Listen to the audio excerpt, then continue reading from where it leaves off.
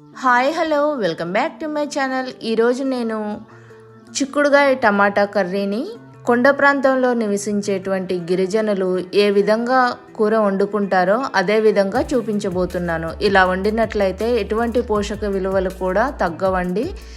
అలానే కూర కూడా చాలా టేస్టీగా ఉంటుంది. మరి వాళ్ళు ఏ విధంగా వండేవాళ్ళో చూడండి. వాళ్ళు ఈ విధంగా వండబట్టే చాలా హెల్తీగా ఉండేవాళ్ళు.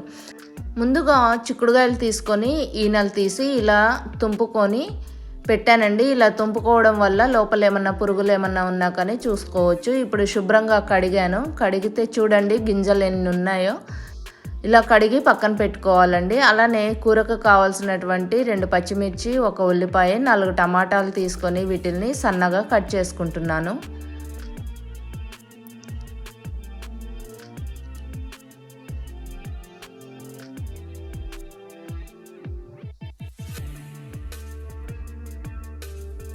ఇలా కట్ చేసుకున్న తర్వాత ఒక కూర వండుకోవటానికి గిన్నె తీసుకొని అందులో మనం కడిగి పెట్టుకున్నటువంటి చిక్కుడుగాయ ముక్కలన్నీ వేసుకోవాలి. అలానే ఇందులోనే ఉల్లిపాయ ముక్కలు కూడా వేసుకోవాలండి. అలానే పచ్చిమిర్చి ముక్కలు, టమాటా ముక్కలు కూడా వేసుకోవాలి. చూసారు కదా, అన్నీ కలిపే వేసుకుంటున్నాను. ఇందులో కొంచెం పసుపు, కూరకు సరిపోయేంత కారం, అందులోనే కొంచెం ఉప్పు, కూరకు సరిపోని ఉప్పు, మెంతి పసుపు, ధనియాల పౌడర్ కూడా వేసుకుంటున్నాను. అలానే కొంచెం ఆయిల్, కూరకు సరిపోయేంత ఆయిల్ ఒక 2 పావులు వేసానండి, సరిపోతుంది. 2-3 పావులు వేసుకుంటున్నాను.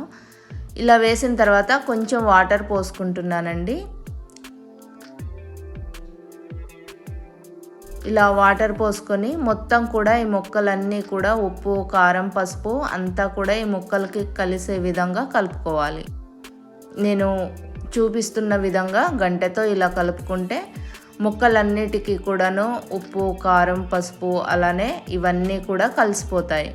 తర్వాత దీన్ని స్టవ్ మీద పెట్టి ఒక 5 మినిట్స్ ఉడికించుకొని తర్వాత మూత తీసి చూస్తే చూడండి ఎలాగ ఉడుకుతుందో.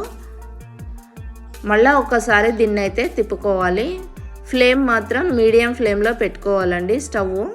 ఎందుకంటే ఎక్కువగా పెట్టేస్తే ఇందులో ఉన్నటువంటి వాటర్ అంతా కూడాను ఇనికిపోయి కూర మాడిపోయే ఛాన్స్ ఉంటుంది. కాబట్టి కూరని ఉడికించుకునేది ఫ్లేమ్లో తగ్గించి మీడియం మీద పెట్టుకొని ఉడికించుకోవాలి. ఇప్పుడు మూత పెట్టేసి మరొక 5 నిమిషాలు ఉడికిన తర్వాత చూడండి కూర అయితే ఆల్మోస్ట్ రెడీ అవ్వడానికి వచ్చేసింది. మనం ఈ గింజని ఇలా పట్టుకొని నలిపి చూసినట్లయితే కూర ఉడికిందో లేదో తెలిసిపోతుంది. ఇప్పుడు చివరిగా ఒక 2 మినిట్స్ తర్వాత కొత్తిమీర వేసుకొని ఇలా కలుపుకొని ఇక దింపుకొని సర్వ్ చేసుకోవటమేనండి. అంతే, చాలా ఈజీగా టేస్టీగా ఉండేటువంటి చిక్కుడుగాయ టమాటా గిరిజన ప్రాంతం వాళ్ళు చేసుకునే స్టైల్లో అయితే చూపించాను. మీరు కూడా మీ ఇంట్లో ఇలా ఒకసారి ట్రై చేసి ఎలా కుదిరిందో నాకు కామెంట్ ద్వారా తెలియచేయండి. అలానే లైక్ చేయండి, షేర్ చేయండి. నా ఛానల్ని ఫస్ట్ టైం చూస్తున్నట్లయితే సబ్స్క్రైబ్ చేయటం మర్చిపోకండి. Thank you for watching.